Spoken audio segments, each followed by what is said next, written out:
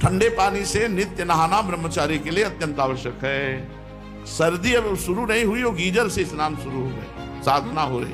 प्रतिदिन 2 बार स्नान, स्नान में ठंडे जल का प्रयोग। देखो पूरी सर्दी में ठंडे पानी से नहा के देखो, नियम ले कि गीजर कब नहीं नहाएंगे। और तेल की जरूरत क्या है? जब ब्रह्मचर्य है तो तेल की जरूरत क्या है? चाहे गृहस्थ हो चाहे विरक्त, थोड़ा शरीर का व्यायाम अत्यंत आवश्यक है। दवा कोई वर्जिश से बेहतर नहीं, नुस्खा है कम खर्च, बाला नसेन, शक्ति बढ़े फुर्तील है, चोट न अधिक पिराए, अन्न पचे चंगा रहे, कसरत सदा सहाय। बांध लंगोटा बचा के इंद्री, कभी न देखा पर नारी, धर्म के टुकड़े खाकर भैया चढ़ी धर्म की तैयारी। ब्रह्मचारी को चाहिए कम से कम 2 बार स्नान, नहीं त्रिकाल स्नान। गुरु भगवान की कृपा से प्रारंभ में ये संस्कार डाल दिए गए थे। आज भी 3 बार स्नान होता है, त्रिकाल स्नान होता है, 3 बार स्नान होता है। अब सर्दी है और गंगा जी का स्नान 3 बार, और जटाएं हर समय भीगी रहती, वो टपकती रहती थी। कोई तौलिया थोड़ी थी कि पोछ ले, वो वही एक अचला, चाहे पोछ लो चाहे ओढ़ लो। अरे मस्ती, वैराग्य की एक मस्ती होती। प्रतिदिन 2 बार स्नान, स्नान में ठंडे जल का प्रयोग। सबसे पहले नाभि से स्नान करें, नाभि से ऐसे जल यहां नाभि में डाले, 2-3 कमंडल ऐसे, और फिर स्नान करें। ऐसा ब्रह्मचर्य के लिए अत्यावश्यक। एक क्लिप आई थी पंडित गया प्रसाद जी की, तो वो भी स्नान कर रहे थे, तो पहले यही डाला था नाभि, उनका बाबा शास्त्रीय पद्धति के अनुसार स्नान कर रहे। साबुन, सोडा, ये जो फैक्ट्रियों में बनते हैं, इनसे शरीर साफ करने की जरूरत नहीं है। यदि आप तेल नहीं लगाओगे तो रोज रज लगती शरीर में। कहीं ऐसा नहीं कि मैल जमा मिले, नहीं। मैल तभी जमेगा जब आप तेल लगाओगे, फुलेल लगाओगे, और फिर वो जम जाएगा। फिर साबुन की क्या जरूरत है? अगर जटा साफ करनी है, जैसे रीठा है, ऐसे पवित्र चीजें हैं, इनसे साफ कर लो। या भाई कोई पवित्र आती हो ऐसे पदार्थ, तो भाई साफ कर। अब महाकुआ साबुन लगा के ब्रह्मचारी, रजोगुण चढ़ेगा, काम भावना जागृत होगी, भजन। अरे इससे राग हटाना है भाई, इससे राग हटाना है। त्वचा स्वयं साफ रहेगी यदि आप तेल मालिश नहीं करते। और तेल की जरूरत क्या है? जब ब्रह्मचर्य है तो तेल की जरूरत क्या है? ठंडे पानी से नित्य नहाना ब्रह्मचारी के लिए अत्यंत आवश्यक है। सर्दी अब शुरू नहीं हुई और गीजर से स्नान शुरू हो गए, साधना हो रही। अगर नदी प्रवाह में स्नान किया जाए तो और उत्तम है।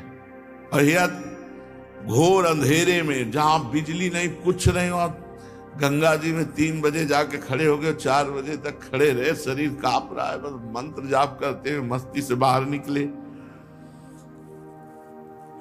स्नान भोजन के पहले और भोजन के 3 घंटे बाद। भोजन के बाद तुरंत कभी स्नान न करें, या ना स्नान करके तुरंत भोजन में न बैठे। इन सब से ब्रह्मचर्य पुष्ट होता है। तुरंत भोजन करने से किया, नहा के तुरंत, और या भोजन के बाद तुरंत स्नान किया, इससे ब्रह्मचर्य पर फर्क पड़ता है। पित्त बढ़ जाता है और ब्रह्मचर्य की हानि होती है। रोगी, दुर्बल, नाजुक, यदि पहले से आपका शरीर है तो फिर गुनगुना पानी कर लीजिए। और अगर रोगी नहीं है, दुर्बल नहीं है, तो फिर आप ठंडे पानी से, देखो पूरी सर्दी में ठंडे पानी से नहा के देखो, नियम लो कि गीजर कब नहीं नहाएंगे। व्यायाम ब्रह्मचारी को नित्य करना चाहिए, चाहे गृहस्थ हो चाहे विरक्त, थोड़ा शरीर का व्यायाम अत्यंत आवश्यक है। कसरत हमें एक पूज्य बुजुर्ग सिखाते थे, दवा कोई वर्जिश से बेहतर नहीं, वर्जिश माने कसरत, दवा कोई वर्जिश से बेहतर नहीं, नुस्खा है कम खर्च, बाला नसेन, शक्ति बढ़े फुर्तील है, चोट न अधिक पिराए, अन्न पचे चंगा रहे, कसरत सदा सहाय। बांध लंगोटा बचा के इंद्री, कभी न देखा पर नारी, धर्म के टुकड़े खाकर भैया चढ़ी धर्म की तैयारी। ये ऐसे तो बिल्कुल गांव की बातें हमें बता रहे। बांध लंगोटा बचा के इंद्री, कभी न देखा पर नारी, धर्म के टुकड़े खाकर भैया चढ़ी धर्म की तैयारी। ऐसे थोड़ी परमार्थ पथ पे चला जाता है। ब्रह्मचर्य में भोजन का बहुत बड़ा योग है। भोजन का महत्व तो लोग नहीं जानते हैं। जो मिला सो, ये दुकानों वाले, उनको कुछ पता है पवित्रता किसे कहते हैं, अपवित्रता किसे कहते हैं, क्या मतलब है उनको। सामने बढ़िया बढ़िया बर्तन में बढ़िया बढ़िया शीशा के अंदर दिखाई दे रहे हैं। बाजार के भोजन से, बाजार की वस्तुओं से थोड़ा नमस्कार, दूरी बना के रखो, तब तो बुद्धि शुद्ध रहेगी। नहीं, हमें तो नहीं लगता है। बोले अमुक दुकान बहुत पवित्र है, तो पूछो कि कौन सी गौशाला से घी आता है। ट्रकों घी लगता है, ट्रकों कहां से आता है। आपके सामने पीस बढ़िया आ गई, आप पा लिए बढ़िया, कितना सोहन पापड़ी बढ़िया है, लेकिन उसमें कौन सा घी मिला है क्या आपको पता चले। तो थोड़ा विचार करके देखो, यदि कहीं चर्बी मिली हुई है तो। ये भगवत प्राप्ति के लिए अत्यंत आवश्यक है ब्रह्मचर्य। भोजन का ब्रह्मचर्य से बहुत बड़ा महत्व है। जिसे ब्रह्मचर्य रहना है, पहली बात सादा भोजन, दूसरी बात अल्पाहार भोजन, थोड़ा भोजन। 400 ग्राम 24 घंटे में अन्न पूरे शरीर को बहुत स्वस्थ रख के चलाएगा। 400 ग्राम अन्न। अब आप विचार करो, 400 ग्राम अल्पाहार, 2 रोटी थोड़ी दाल थोड़ा, फिर शाम के ले लो 2 रोटी थोड़ा दाल। देखो को बढ़िया भजन एक करो, 10 दिन तो कर लो। अगर अच्छा लगे तो ये करना, नहीं फिर छूट ले लो, खूब खाओ पियो, क्या परेशानी। 10 दिन ऐसा कर लो। सादा अल्पाहार, अधिक भोजन करने वाला आंतों को बोझिल करता है। जिसकी आंतें बोझिल होती हैं वो ब्रह्मचर्य नहीं रह सकता। जिसके पेट चर्बी हो, ब्रह्मचर्य के तो। यदि तुम्हें वीर्यवान बनना है, आरोग्यवान बनना है, भगवत प्राप्ति करना है तो ब्रह्मचर्य रहना। ब्रह्मचर्य रहना है तो भोजन सात्विक और अल्पाहार। एक समय ईरान के बादशाह बहमन ने एक महान वैद्य से पूछा कि हम दिन रात में कितना खाएं जिससे हमारा शरीर स्वस्थ रहे।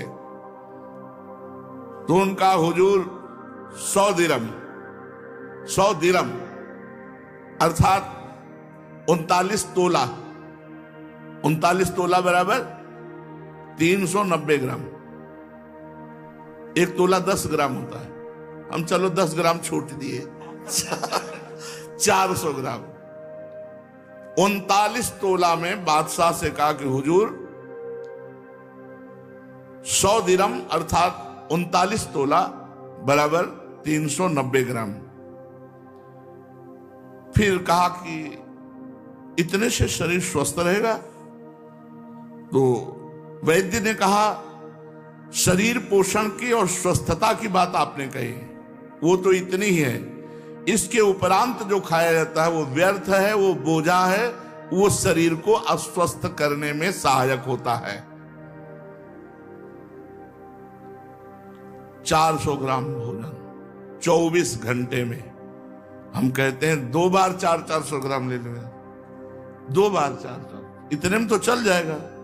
देखो 400 ग्राम लेकर के एक दिन रोटी को तौल लो कि एक रोटी कितने ग्राम की है, दाल कितनी होगी, सब्जी कितनी होगी, टोटल 400 ग्राम एक बार में। तो 800 ग्राम रख लो। वैसे 400 ग्राम तो एक्स्ट्रा ही है, 400 ग्राम नहीं 410 ग्राम एक्स्ट्रा हकीम के अनुसार। ये ब्रह्मचर्य के लिए स्वस्थता की बहुत सुंदर बात है, बहुत सुंदर बात। कोशिश की जाए, हम भी मिलाते हैं, आप भी मिलाओ साथ।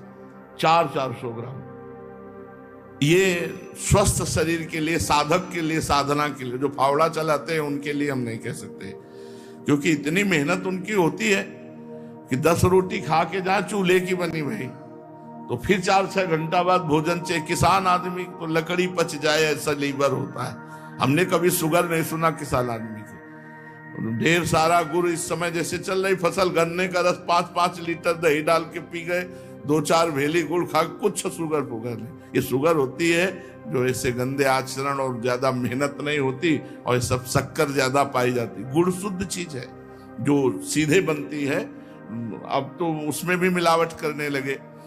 भगवान बुद्ध कहते हैं कि अगर भगवत प्राप्ति करना है तो हल्का आहार, एक बार भोजन, या उसी को 2 बार, उसी को 2 बार यार किया जाए, क्या जाता है, देखो नियम लेके देखो, ठीक है। 400 ग्राम भोजन, और दंड बैठक मारो, थोड़ा व्यायाम करो, प्राणायाम करो, संयम से रहो, संभल करके। जो साधना के लिए भोजन पाता है वही ज्ञान विज्ञान संपन्न होता, नहीं तो महामूर्ख होता है। पशु केवल भोजन ही भोजन पाते रहते हैं। भोजन तुम्हारा जीवन भी है और भोजन तुम्हें मार भी देगा। अब आप सोचो जो दूसरों का मांस खाते हैं कैसे जीव है, अरे ऐसे ऐसे जिंदा मछली पकड़ के ऐसे चबाते हैं, इनको यमराज चबाएंगे ऐसे। देख लेना, यहां मृत्यु लोक में ही ऐसे दंड मिलते हैं, पूछो मत। अब एक्सीडेंट हुआ, फंस गए पूरे सब लोहा लंगड़ यहां ऐसे, ओ वैसे ही जैसे फंसा के तुम मारे। अब तड़पो तड़पो, कब कहां कैसा चीख रहा है, चिल्ला रहा है। अवश्य में भोक्तव्यम कृतम कर्म शुभाशुभम। जीने के लिए खाओ, जियो भगवान के लिए, मरने के लिए मत खाओ। काहे को इतना भोजन।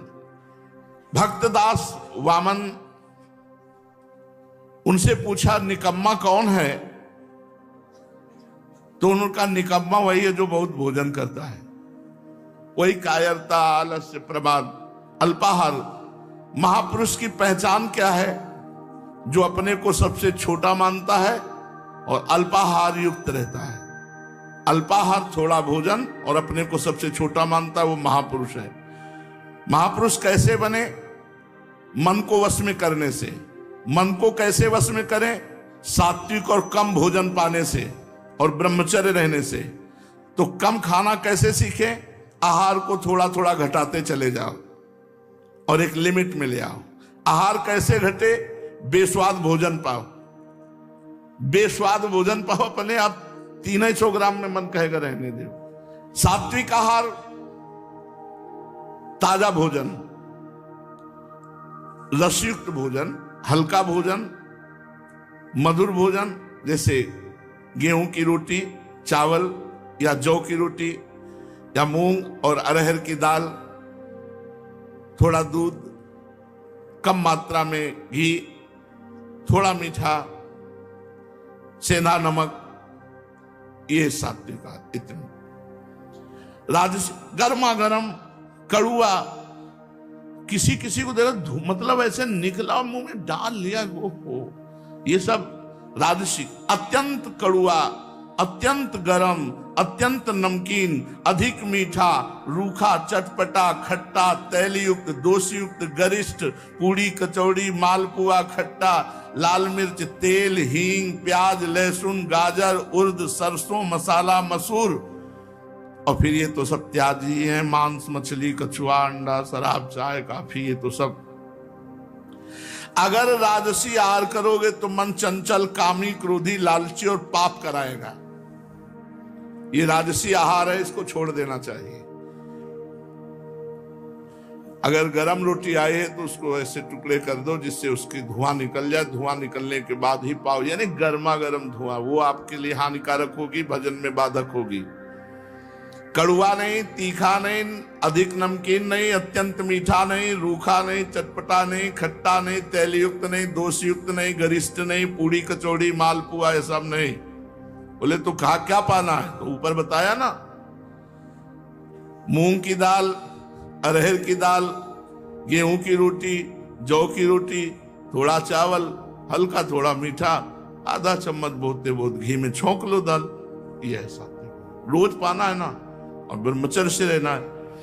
तामसिक आहार, ये अगर सतोगुणी और राजसी भोजन अधिक मात्रा में पा लिया जाए तो वो भी तमोगुण हो जाता है। बासी अन्न, रसहीन, दुर्गंध युक्त, प्याज, लहसुन, घृणित, निंदनीय, अपवित्र विचार से बनाया हुआ, अपवित्र पात्रों में बनाया हुआ, ये दुखी, बुद्धिहीन, क्रोधी, लालची, आलसी, दरिद्र, अधर्मी, पापी, अल्पायु बना करके नरकगामी कराता है तामसिक भोजन। इसलिए सात्विक भोजन पाओ, कम भोजन पाओ, ब्रह्मचर्य से रहो और भगवान का निरंतर नाम जप करो।